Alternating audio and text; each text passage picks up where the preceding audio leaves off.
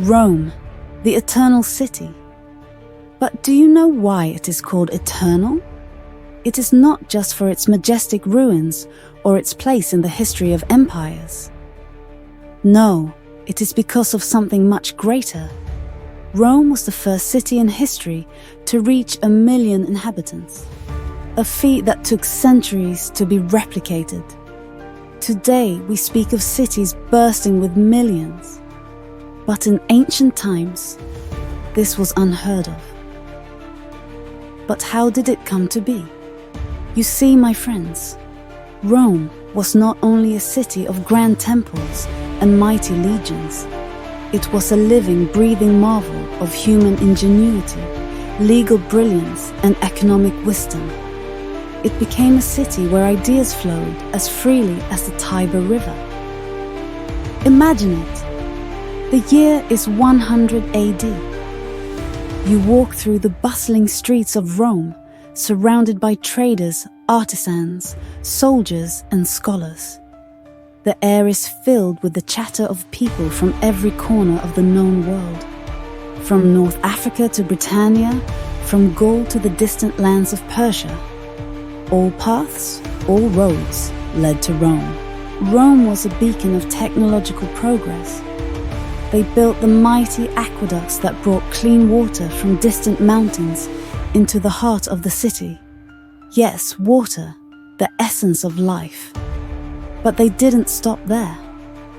They built the first roads, some of which, my dear friends, still exist today. These roads connected the far reaches of their vast empire, allowing for trade, military, and ideas to flow smoothly. With over 1 million inhabitants, such infrastructure was not just a luxury, it was a necessity. They crafted a network that supported not just the body of Rome, but its soul. But a city cannot thrive on stone alone, can it? What truly elevated Rome was their mind for governance and law. The Romans had a gift. They understood that a society this large needed order. Their legal system, the backbone of Rome, was a monumental achievement. In fact, many of the laws and systems they developed live on in modern courts around the world. Imagine that. A decision made in an ancient Roman court shaping the laws of your life today. They established rights, responsibilities, and a balance between the common people and the ruling class. This, my friends, was the true genius of Rome. They didn't just rule with an iron fist.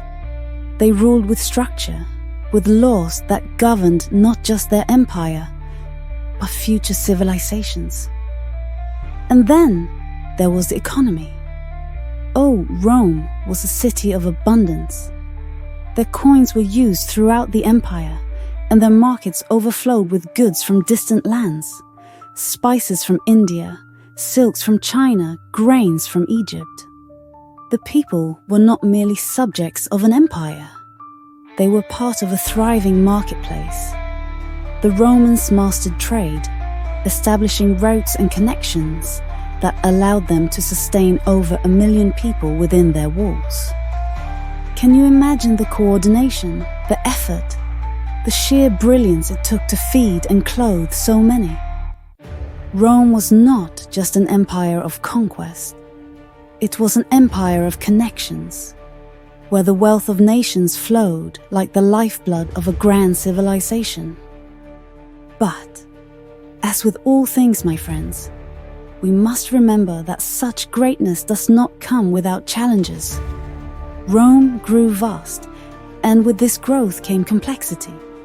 Yet, for a time, they thrived, balancing the weight of a growing population and the delicate dance of governance, law, and economics. This city, this marvel, taught us so much. Its legacy lingers not in its ruins, but in the way we build, the way we govern, and the way we trade even today. Rome, a lesson for the ages. 1 million souls. all part of a grand experiment in human potential. It stands as a testament to what we can achieve when we work together, guided by vision and purpose. Perhaps there is a lesson in Rome's rise for us today, as we navigate our own cities, our own challenges. What will we build, I wonder? What will we leave behind? Until then, remember, even the largest of cities begins with the smallest of steps.